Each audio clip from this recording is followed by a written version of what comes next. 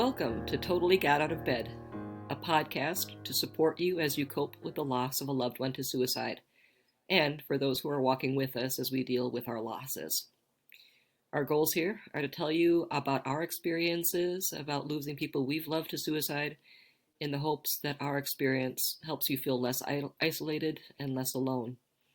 We hope to share what we went through and what we found helpful in the hopes that you'll pick up a tool or two for your own grief toolbox. For those of you listening who've lost someone you love to suicide, we're so very sorry you're going through this. Welcome to the club. We're sorry you're here. I'm Nora Flum. I lost my son Eric to suicide on January 3rd of 2018. And I'm Toni Plant.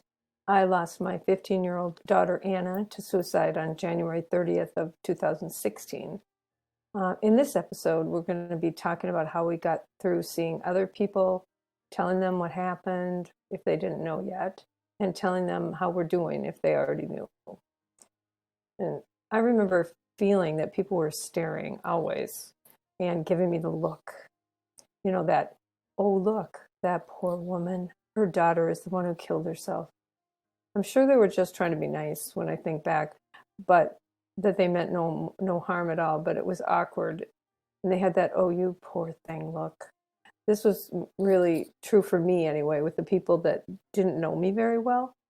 To me, it just would have been a lot better if they had just walked up and said, I don't know you very well, but I know your daughter died, and I just want you to know how sorry I am.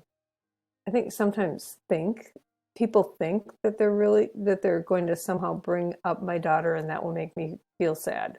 Really? Seriously? We are all already thinking about our loved ones all the time, every minute. And we pretty much bringing up that person to us is not going to remind us of that person. Yeah, it's something that we're thinking about all the time, so bringing it up isn't going to remind us. We're already there. Well, for me, especially at first, I barely went out of the house for the first few weeks, and that meant I could pick and choose the interactions I would have. And I don't remember having to tell the story much because the people I saw are people who already knew.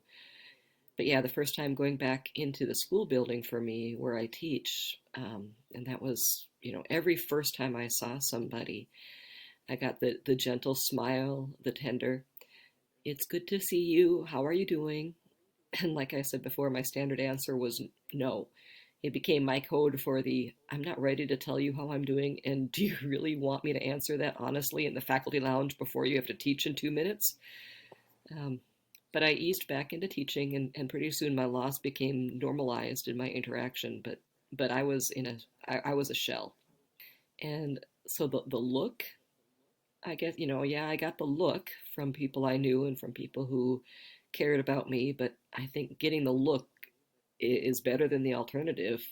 If people look at you like there's nothing different after they find out that a person you love died by suicide, then that's problematic too. I think my problem with the look was more about how I hated this new identity of the mom whose son killed herself. I didn't want the look because I didn't want to be that person. But I also don't want my loss to be forgotten or ignored. So not getting the look is probably worse. It's a very good point. Not getting the look was almost worse than getting it. But either way, of course, it just sucked. Because we were that mom. We are that mom. I mostly wanted to hit the reality head on when I saw people, though. I just get right into it and get it over with. When I ran into somebody that I already knew but had already known about Anna, I would sometimes say, well, my daughter's still dead, so there is that. Left me wide open to say more, since sometimes people were kind of silent after that. And when I ran into someone I knew that I hadn't talked to in a while, I didn't wait until they brought it up. I told them as soon as they asked me how I was. I went straight into, I'm not sure if you've heard, but my daughter died by suicide in January. I would then go into a little explanation of how she had suffered from depression and anxiety, or how much help we'd gotten for her, and how hard we all tried, how difficult life was for her. I just really thought it was important to be open and to educate others, if at all possible, because people need to talk about mental health and suicide. And we can't be afraid to discuss it. It's how we're going to stop the stigma. Now, this doesn't mean that I always did this. sometimes I just couldn't do it. I didn't have the capacity or the strength. And that was okay too. You just have to take care of yourself first before you start trying to educate the world, I think. Yeah. Um, yeah, interacting with people as they're going about in their normal daily lives when they don't know felt really hard. And I remember interacting. I went to a conference shortly after Eric died, and with dozens of people I didn't know. And there really wasn't a way for me to tell them, hi, I'm Nora, and I just lost my kid to suicide 6 weeks ago. But being in that circumstance was traumatizing because everybody's lives were normal and mine was so different. But that was among being with strangers who I didn't need to tell and who didn't have to know. Most of the people I interacted with normally already knew. Like I said, I teach, and I don't know how the school told the students, but they all knew when I came back, and many of them had come to the funeral, including all of the girls who were with me on the mission trip that I was on when I found out that Eric died. So for me, the vast majority of my interactions weren't about telling people, it was about seeing people for the first time after it happened. And I remember being very afraid of every public event at the school, thinking, how will I react when people say, I'm so sorry for your loss, over and over and over again? And it finally occurred to me, so what? What if I lose it? What if I cry? So fucking what? This is hard, and people should know it's hard, and of course they know it's hard. And if I cry, it's a natural reaction to an unnatural situation. And we, as a culture, we suck at grief. We don't know how to deal with it. So I became determined to be honest about my grief. And if I cried, I decided to say, thank you for asking. Please don't think you've made me cry. Because I was crying inside all the time. And asking about it, it just kind of gave me permission to show it to them. So when parent teacher conferences came and current parents expressed sympathy and parents of former students dropped in to express sympathy, I just grabbed my Kleenex and said, thank you for your prayers. I mean, it's a Catholic school, so I can assume that they're praying for me. Um, and I decided it was okay for me to be real. I gave myself permission not to be ashamed of my grief or of my tears. Oh, yeah, Nora, that's so good. Yes. Our culture totally sucks at grief. And yes, it's okay to cry in public. And yes, we were crying on the inside all the time anyway. And the fact that you said to your friends that they didn't make you cry was very validating. It was really a kind thing to do and, a good thing to remember. They didn't make us cry. We were already crying. Just seeing them made us cry. Seeing anything, waking up made us cry. So it didn't really matter. Um, because we already knew that our kids had died and they had died by suicide. And I think for me, I just really wanted everyone to know before I saw them. Like, to me, that was easier. If they already knew, maybe they'd come up and say something that would enable me to sort of just like respond to instead of having to say, oh, by the way, no, my daughter died by suicide. So it was easier for me. So I kind of posted stuff all over social media. I'm a big social media person anyway. And I find it comforting to post mental health things and things about suicide knowledge. It just makes me feel like I'm helping someone somewhere get through maybe a difficult situation or plant a seed that maybe the next time they are with someone who's in a difficult situation, they'll know or think about what I had posted. So, and that's kind of how it was at first. It was more like um, during the first year, I'd post more things about my actual feelings, like some of the things that would come up, some of the memes that would come up on my page that I would post would be like, the ton of bricks that are thrust upon your shoulders by a loved one's suicide never goes away, but you do get stronger shoulders. Or on particularly rough days when I'm sure I can't possibly endure, I like to remind myself that my track record for getting through bad days so far is 100%, and that's pretty good. Or I'm going to just keep going. If love could have saved you, you would have lived forever. Just to name a few. And of course I posted. I don't mean to brag, but I totally got out of bed today. The thing by doing this for me, it was like, yes, I want you to know that I'm grieving. Yes, I want you to know that grieving's okay. And you know what? If you want to make a comment to me, that's great too, because I got so much support by doing that. Um, it was like nobody said anything bad. I'm sure some people were like, okay, I'll just give it a thumbs up and move on. But you know what? That's okay. I don't care. And if they want to unfollow me, that's fine too. You know, I don't really care. So it was more about sort of letting my people know how I was feeling and giving them an opportunity to say something, and then letting them know, you know, this is real life. I get a little tired with everything being so perfect on social media. So, you know what? My daughter killed herself. Big deal. I mean, it's a really big deal to me, but it shouldn't be a big deal that we're saying that on social media. So that really helped me. Not that it's going to help anybody else, because I know social media is extremely controversial, but I thought it was very helpful for me. I think it is helpful. It's a way to share your feelings with other people in a way that is a little bit safer than a face to face interaction sometimes, because I think in a face to Mhm. face interaction, people don't know how to respond. And at least if you're posting on social media, they have a choice whether to respond or not. I do remember one of the posts that you shared, though, after I became friends with you on Facebook. Um, and I think it went something like this: I told you I'd love you like there was no tomorrow. And then one day there wasn't. And that, Mhm. I don't know, that just hit me so hard. Mhm. Exactly. That one really hits me too. Um, that and you think the worst thing is them dying, but then they stay dead. That one kind of hit home too. They're both just so raw and honest. Yeah. The death itself is traumatic, but so is every single day after it, because every Right. single day they're still dead. And at first, there's a lot of support and there's a lot of encouragement and there's a lot of remembering. There's a lot of action around the death. But then after, that kind of goes away and that becomes really difficult.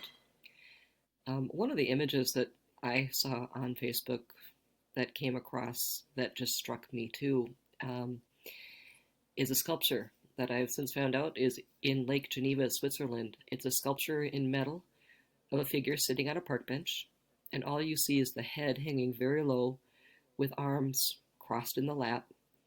The head, arms, and legs are all solid metal, but the inside of the person, where the heart and the guts and the lungs should be, it's empty. There's nothing. When I first saw that picture, I thought, this, this is what this feels like. I'm living and working and talking, but my insides are just gone.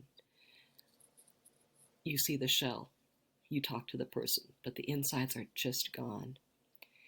And then, kind of the other side of the coin here is there's another photo that circulated that I've since found out is called Raising Cairn, and it shows the outline of a crouching figure made of welded steel and filled with granite rocks. And this one spoke to my grief as well, because at the same time I felt like I was a complete shell of a person. I also felt the enormous loss I always carried with me. The presence of his absence is so terribly heavy. So yeah, I posted both of those and I still continue to post them once in a while. Yeah. Those two are very real and very accurate images when you think about the grief journey that we're on. And for me, those two were, and like you said, that the presence of their absence is just huge. And so for me, I came up with my own image, and it was an empty pair of red high top tennis shoes, because high tops were Anna's favorite, and the red ones were, of course, her favorites. So I still had hers, which I still do actually, and I put them in front of our red door, and I took a picture, and I added those words on them, the ones I mentioned before. You think them dying is the worst, but then they stay dead. So, with or without words, that photograph speaks volumes. Because to Yeah, me, it was about her not being in those red high tops.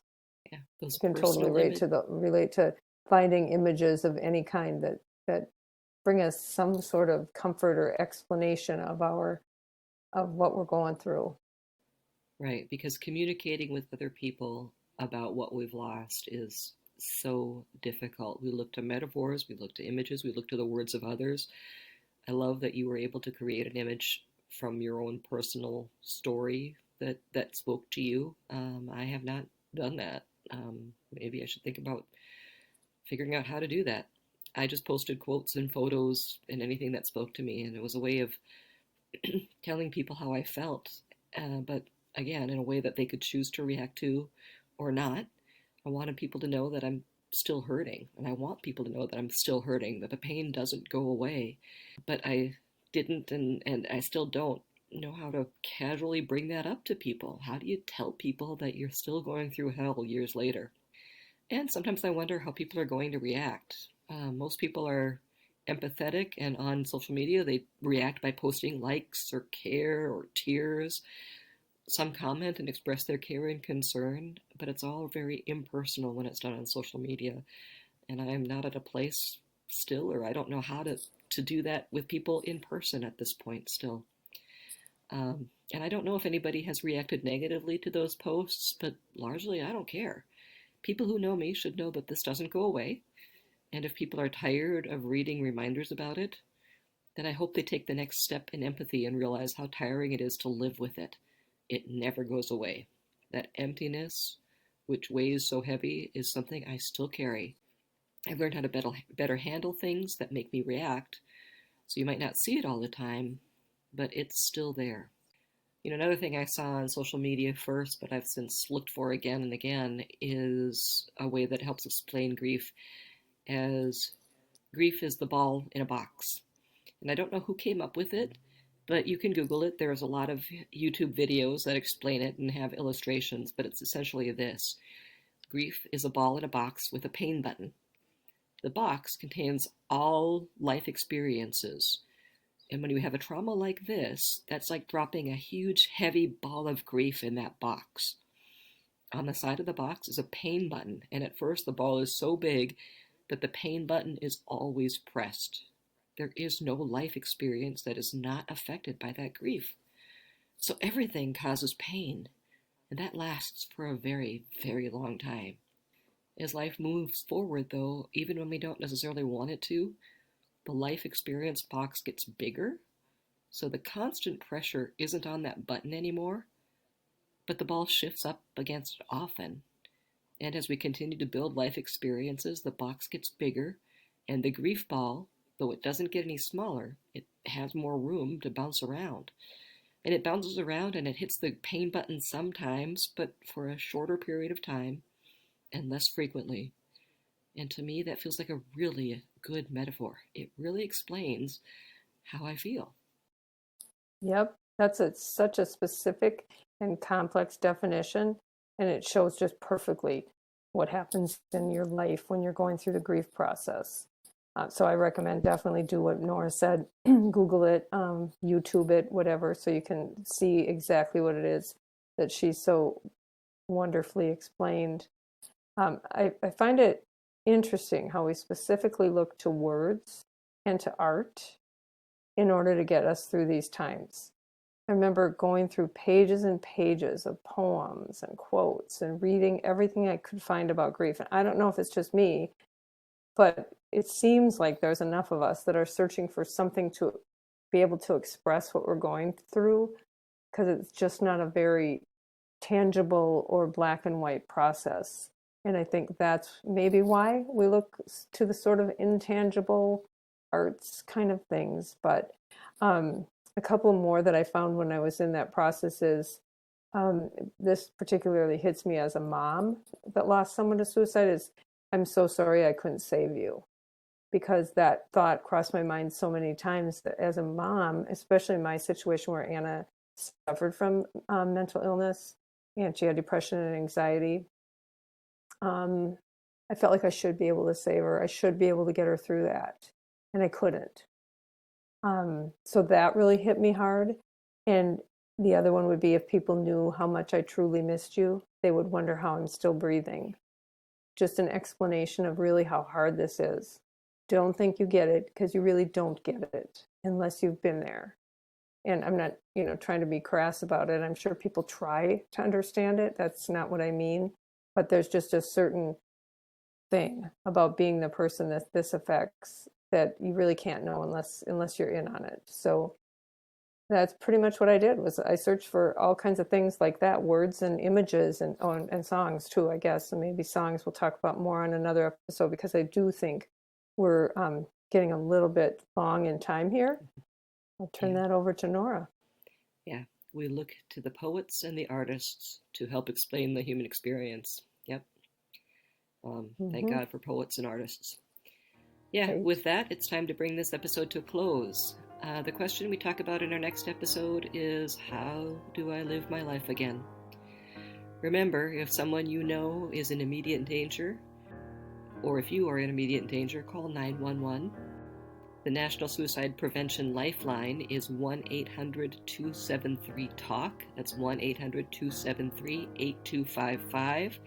That's a free confidential crisis hotline that's available 24 hours a day, 7 days a week.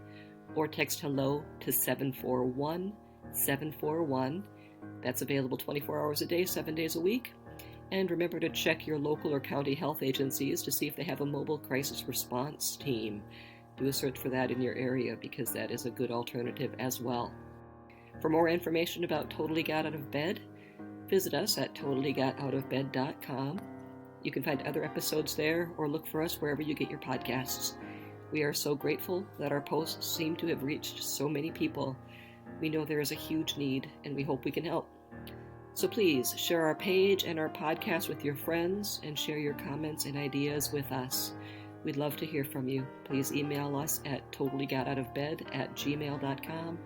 Visit our Facebook page, or find us on YouTube, Facebook, Instagram, and Twitter. Yes, and as always, we'd like to thank our extremely talented team, Wendy Wolf, who I've now promoted in title to being our technological genius, which I think that pretty much says it. And Monica Lavorsi, the composer and performer behind our theme song, Hold My Hand Now. She's also a genius, so there you go. And a special thank you to Survivor Resource, the group that continues to support us and others in the wake of our tragedies. Thank you for listening today.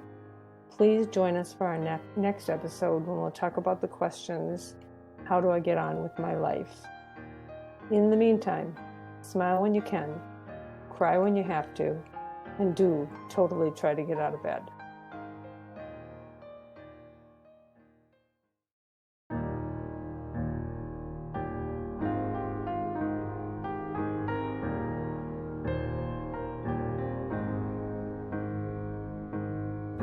Hold my hand now.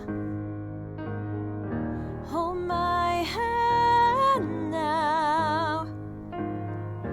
Hold my hand now, and be as one.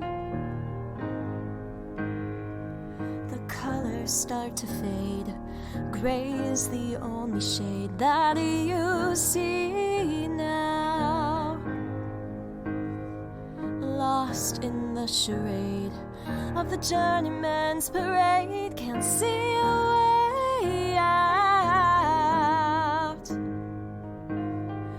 As you keep marching onward, oh, all you gotta do is reach out and hold my hand now. Hold my hand now. Hold my